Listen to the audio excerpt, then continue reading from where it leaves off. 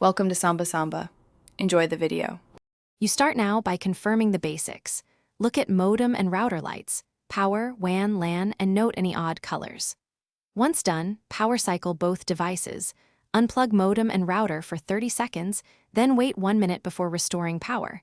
This clears temporary routing and DHCP faults. While waiting, plug a laptop into the modem or router Ethernet port to check if your ISP is providing internet. This tells you whether the issue is local to Wi-Fi or upstream with the provider. Next, you reset the local network state and inspect configuration.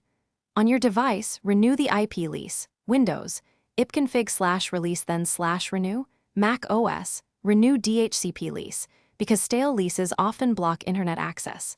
Then log into the router admin page, check DHCP pool size, connected device count, and firmware version. Update firmware if outdated. After that, switch Wi-Fi band or change the wireless channel to avoid interference. Since crowded, finally perform advanced fixes and a clear fallback plan. Backup router settings, then factory reset only if necessary.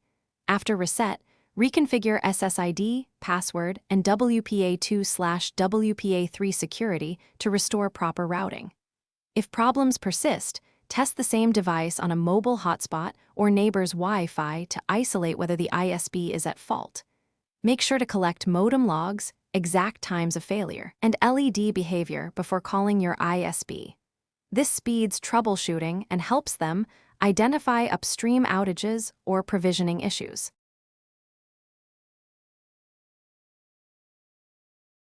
Thanks for watching. Consider subscribing if we helped you.